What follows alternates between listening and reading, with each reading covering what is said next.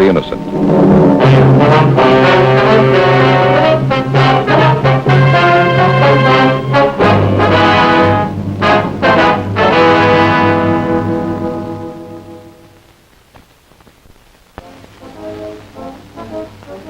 It was Thursday, March 19th. We were working the day watch out of Homicide Division. My partner's Frank Smith. The boss is Captain Lorman.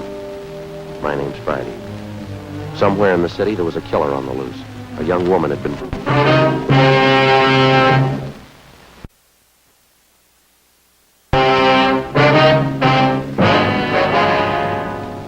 Hi, Ray. Hi, Joe. Just ran a spectrograph. Find anything? Paint flake from the victim's head matches the paint on that hunk of pipe. Any prints? No, the pipe was clean. No latent prints. Did you find anything else? I got those blood test reports and a couple of slides for you to look at. Here, over here. What's it look like, Ray? Here. That's blood found on the piece of pipe. Mm-hmm. Type A. And this is blood from the victim. Type A. Match, huh? Yeah, that's right. Not too important, though. Here. A slide I want you to see.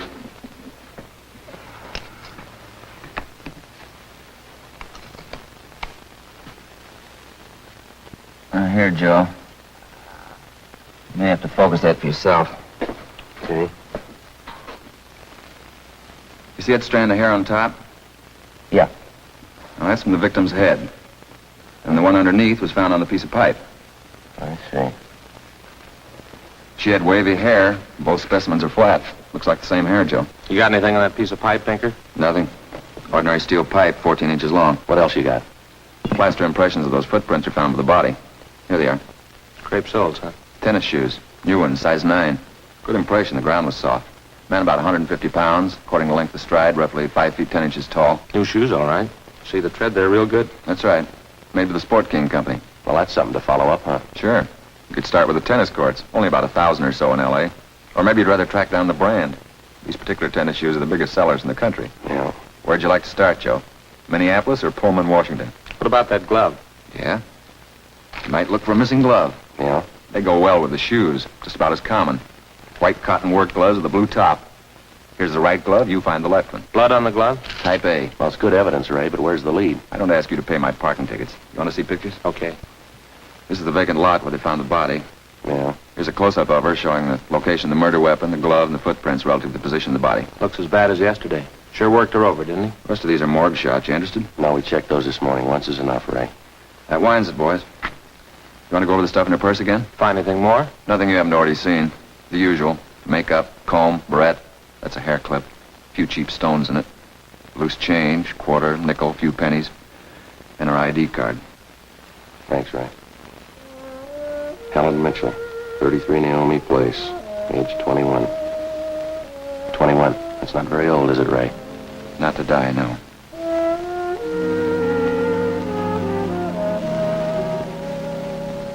Helen Mitchell. Who'd kill Helen Mitchell? Why? Why do you say that, Mr. Meyer? Well, people kill for money, they kill for love. Helen didn't have either of these. No boyfriends? Not in here. She was a good worker. The union sent me 5 waitresses in 1 month. 5. She was the only good one. Did the union send Helen to you? Sure. All the girls come from the union. But none like Helen. She was sweet, honest, and courteous. Mr. Meyer, did you know anything about her personal life? Just that she was a good worker. She didn't bring any of her personal troubles in here. Did she ever mention any men to you, anyone at all? No, none that I can think of. How much money did she make here? Well, I paid her $26.50 a week. It's not much for the work she did. Tips are pretty good. Help make it more. Is her home address, 33 Naomi Place? 33 Neil. Yeah, that's the place. Helen Mitchell. I don't know her. You the head of the union? Just a steward. I know most of the girls. This Mitchell girl, what does she look like? Small brunette, about 5'3". Here's her picture. Yeah. Pretty, wasn't she? Oh, sure. Placed her out at Otto's place. Nice little guy, Otto Meyer. That's right. He seemed to think quite a lot of her. Yeah, she was a fine worker. Oh, sure, always right up in her dues. Paid all the assessments right on time. Thought you said you didn't know her. Not right off, I didn't. When she showed me that picture there, placed her right away. Know anything about her personal life? Wait a minute. Why all these questions? Helen Mitchell was murdered last night. Oh?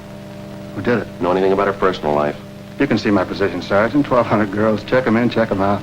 They're just names to me till I see a picture of them. You wouldn't know if she had any boyfriends here in the union? Waiters, busboys? That I wouldn't know. Like I told you, Sergeant, I never knew Helen Mitchell. How'd you find me? Helen's landlady. We talked to her yesterday. She told us she worked at this store. Oh, funny, isn't it? What's that? See Gus over there, the fellow demonstrating the piano? A few weeks ago, I made a deal with him to give Helen piano lessons.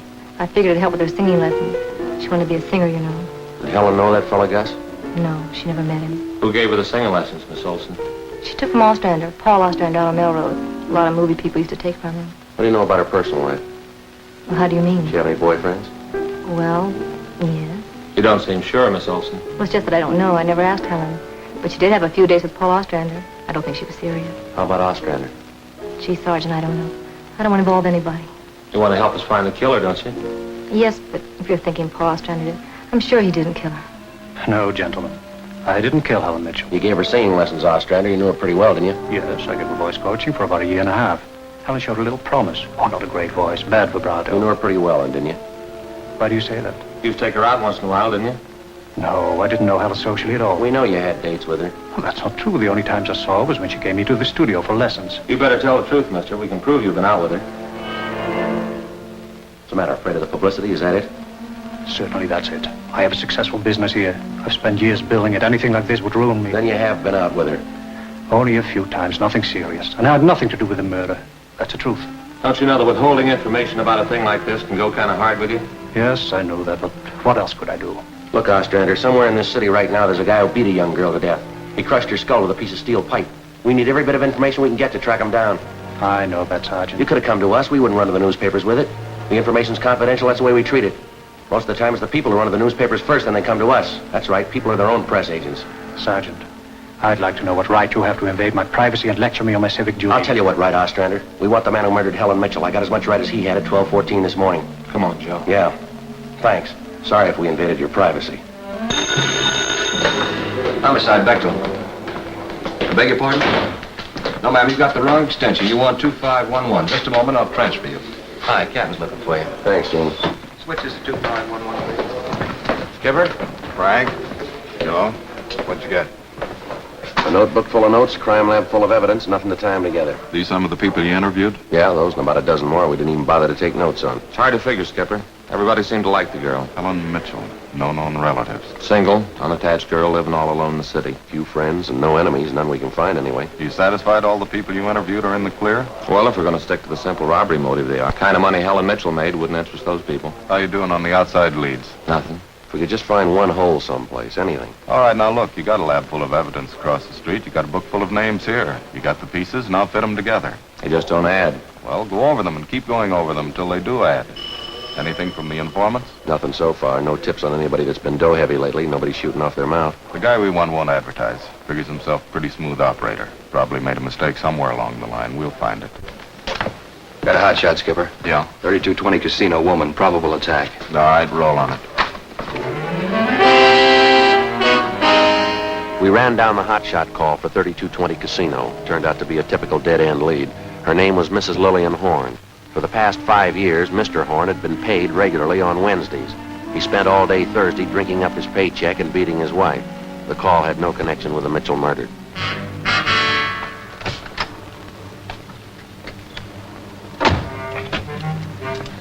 Unit 1K80 to Control 1. 1K80 to Control 1. Control 1, 1K80. Go ahead. On the probable attack, 3220 Casino, Code 4, KMA 367. 1K80, roger. That was the beginning. For the next 3 days, we followed up every lead and every call, but they were all blind. All units were alerted, and they had as much information on the killer of Helen Mitchell as we did. Frank and I cruised throughout the entire Central Division. We covered every probable call that might have a connection with the murder. It didn't make any difference what the call was. If there was a possibility it might tie in with the Mitchell murder, we ran it down. We made it a 24-hour job. So far, if the killer made a mistake, we hadn't been able to find it. The Mitchell funeral was on Monday, and they were all there. The voice teacher, Ostrander, the girlfriend, Marie Olson, her boss, Otto Meyer, and the man from the union. But nobody else we hadn't checked. That was Monday afternoon. Monday night, we went back to the old routine, tracking calls during the night in the squad car, picking up small threads that led nowhere. 3 more days of the same thing. Thursday morning, 1 week after we found Helen Mitchell's body. I get it. Homicide, Friday. Yes, sir, that's right. Uh-huh. All right. What was that name?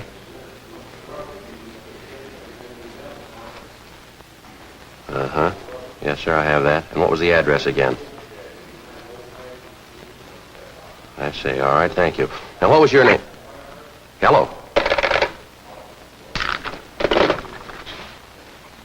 Guy says we ought to check on George Barlow, 418 White Oak Avenue. Yeah? Says he killed Helen Mitchell.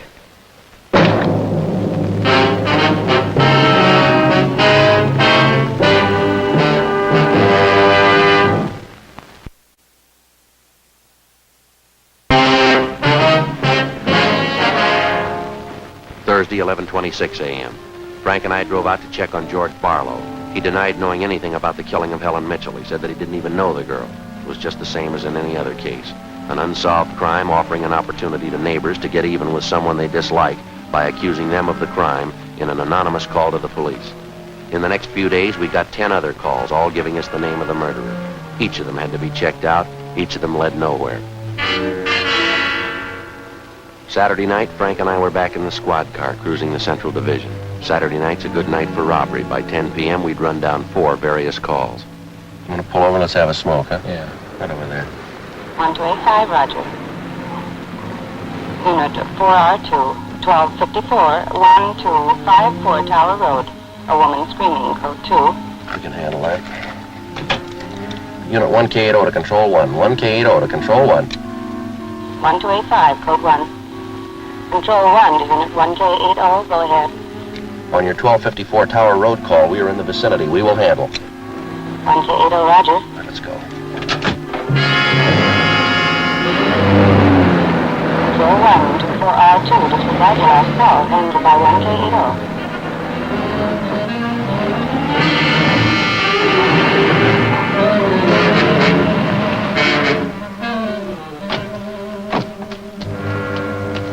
That man, he tried to kill me. He tried to kill me. He ran around the house in the backyard. He tried to kill me. Come on.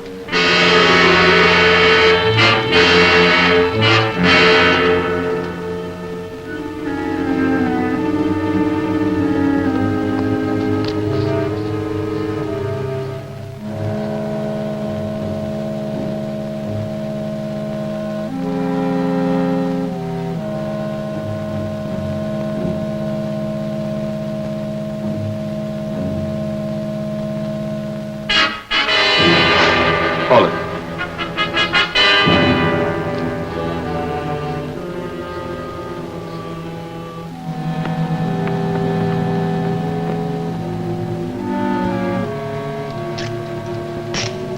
You boys work fast. What am I doing at the gas chamber? Save it, mister. I got a right to know where you're taking me. What's the charge? We'll let the girl tell you. What girl? Oh, I know what this is about. I asked to use the phone. The girl slammed the door in my face. I don't know what you cops are trying to prove. I just wanted to use the phone, that's all. I even tried to scare her a little. I told her I'd hit her over the head if she didn't let me use the phone. It's a laugh, huh? I got nothing to hide. That little girl's gonna lie. You know that, don't you? Yeah, sure she will. Come on.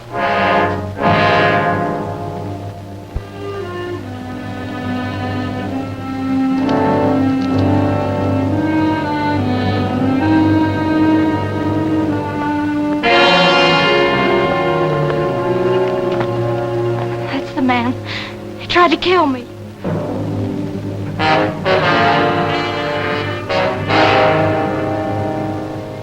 His full name's Frank Philip Larson. No previous record. This the girl's report? Yeah. Judy Scott. How old is she? 20. A real tough boy, isn't he? Forced his way into the house, beat her about the neck and iron. Tire iron. Yeah, Pinker's running it through the lab now. Asked her if she had any money. She told him no. Struck her again. Where's this Larson live? Hotel out near Santa Monica. He's a clothing salesman, Skipper. Works for a big men's store, Burns and Company. According to the housebook sales record, he bought a pair of tennis shoes 2 weeks ago. Weighs 158 pounds, 5'11". Tennis shoes are missing. They're not in his hotel room. He's not wearing them. Find anything else? Rhinestone. You mean a pin? No, just a small loose stone recovered from the rug in Larson's room. Crime lab got it? Working on it now. What do you figure, Joe? I think we got the man who killed Helen Mitchell.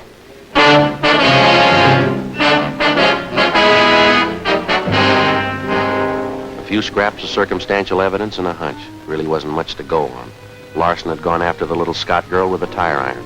Wasn't much of a tie-in, but we had to be sure. All that day, we checked Frank Larson's alibi for the night of Helen Mitchell's murder. We interviewed the personnel manager at Burns & Company where he worked. We talked to all the clerks who knew him, the manager of the hotel where he lived.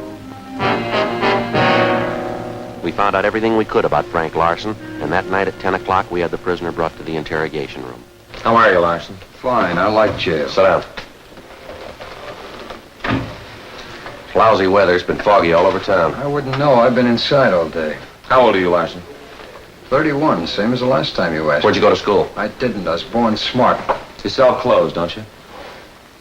Now, look, we know you work for Burns & Company. Remember, you told us. Now, what is all this? What are you guys trying to build? Just want to know if you like selling clothes, that's all. Well, you coppers know about clothes. One blue serge a year is your speed. You know quite a bit about clothes, don't you? I've been selling them for 5 years. Can you tell me something I've been wondering about? What's that? Are your socks and tie always supposed to match? Yeah, that's what the style books say. Bet you always know the right things to wear, don't you? You wouldn't wear black shoes with a brown suit, would you? Is that what you're keeping me here for, a style lesson? Would you wear black shoes with a brown suit? Well, most people wouldn't. I bet you wouldn't wear brown shoes with a tuxedo either, would you? Nobody would. That's a gray flannel you got on there, isn't it? Yeah. That's a good-looking suit.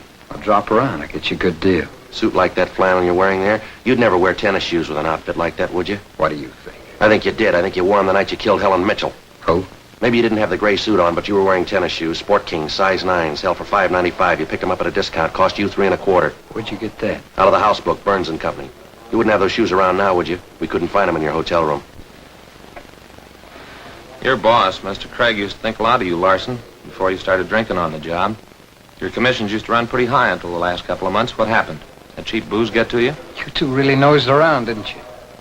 When are you going to tell me what I eat for breakfast? Cornflakes, cup of coffee, a donut, sometimes 2 donuts when you're hungry. Elsie waits on you at the Royal Cafe. She gets a dime tip. Now, how about it, Larson? Where are the tennis shoes? They wore out. In 3 weeks? Can't be very good tennis shoes. No, they didn't wear out. What'd you do with them? You know all the answers. You figure it. We know you bought the tennis shoes. We don't know where they are now. We know you had them. Size 9. 3 feet from the body of Helen Mitchell, we found 2 size 9 footprints made by a pair of Sport King tennis shoes. We figured the man weighed about 150 pounds. You weigh 158. We figured he was about 5'10". You're 5'11". You come awful close to being the same build as the man who killed Helen Mitchell. Don't you, Larson? And you wear the same size tennis shoes, same brand name. Lots of people wear a 9. That's the average size. Sell a lot of Sport Kings, too. Everybody wears them. If we could find your pair, might make a difference. Doesn't mean your tennis shoes made the prints by the body. Doesn't prove they didn't either. What'd you do with them, Larson? I threw them away. That's too bad. Might make a difference. What difference could it make? I threw them away, that's all. How about the mate to this glove? I never saw it before. He found this right-hand glove by the body of Helen Mitchell. Just an ordinary cotton work glove. Everybody wears them. If we could find the missing left glove, might make a difference, huh? Size medium. That's average, too, isn't it, Larson? I never sold work gloves. I wouldn't know. No, but you bought work gloves, haven't you? Not a pair of those. You mean like this, don't you? We've only got one. What kind of work gloves did you buy? I didn't buy any. You just said you did. I never said I bought any work gloves. You bought tennis shoes, though, didn't you? Sport Kings. Size 9. I told you I bought tennis shoes. Didn't I tell you I bought them? No, you didn't tell us. We told you. Found it out from Burns & Company where you work. All right, you told me. I bought them. You know that. Same kind of tennis shoes made the footprints by Helen Mitchell's body. It wasn't me. Then why won't you tell us what you did with those shoes? I already told you. I threw them away. They were only 3 weeks old. They must have worn out awful fast. I didn't say they wore out. They got too dirty. No, you told us they wore out. Remember, Larson? I don't remember what I told you, but I don't have them now. We know you don't have them now. Where are they? He told us they got too dirty. Right, Larson? Yes. Yes, that's what I said. Anyway, you haven't got them now. No, I haven't got them now. All right, just for the record, which was it? Did they get too dirty or did they wear out? Whatever I said before. You said both before, Larson. All right, I said both. You haven't got anything on me. We've got that Scott girl's statement from last night. She says you tried to kill her. She's lying. I told you she'd lie, didn't I?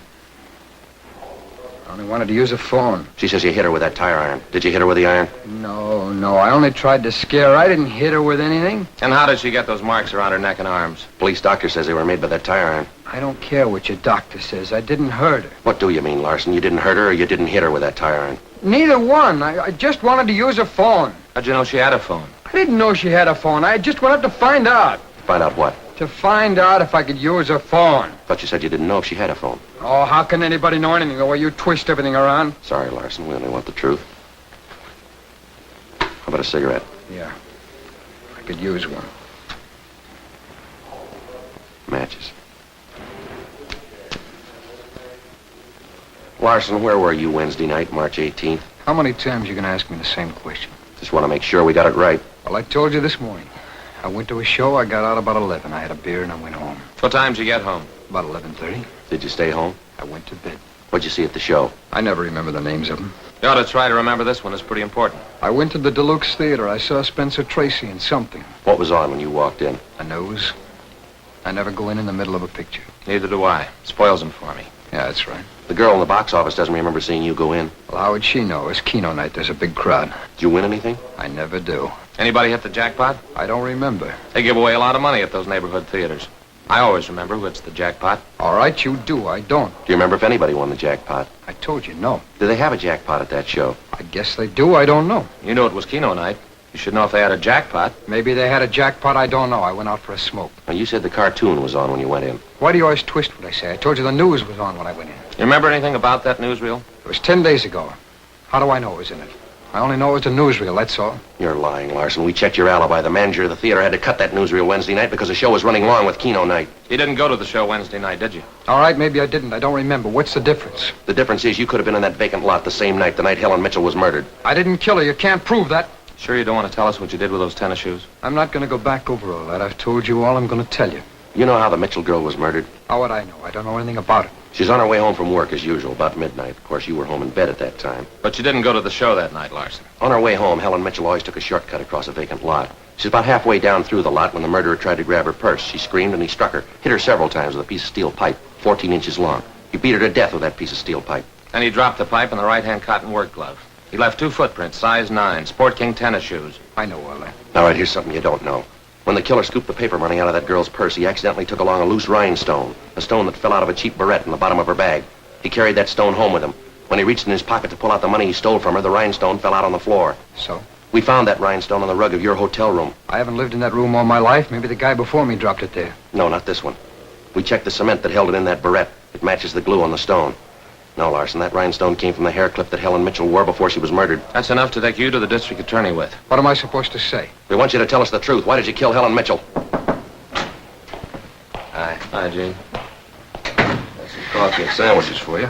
Thanks, Gene. Looks like we're going to be here a long time. Sure, I got some ham, cheese, and liverwurst and some fruit. The coffee's black, but there's cream and sugar on the side. Thanks, Gene. Looks good. How about you, Larson? Ham, cheese, liverwurst. Not hungry, huh? Okay. Sandwich, Joe? No, thanks. I think I'll have an apple there. Thank you.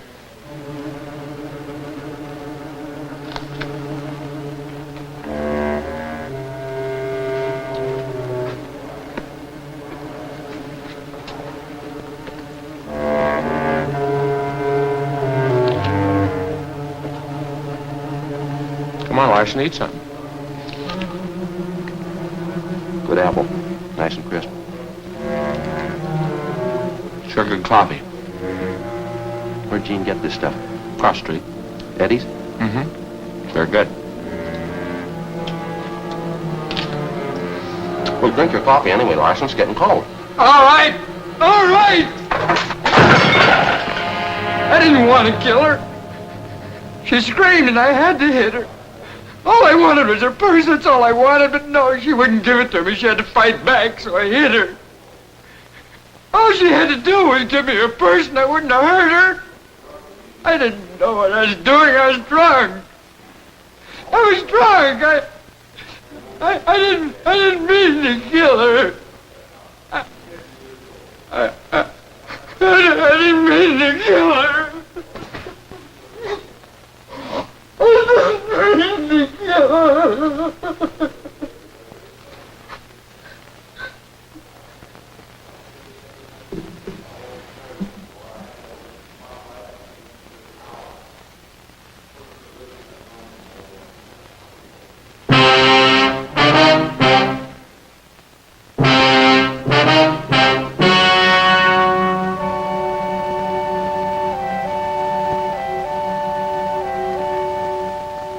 On August 18th, trial was held in Department 86, Superior Court of the State of California, in and for the County of Los Angeles. In a moment, the results of that trial.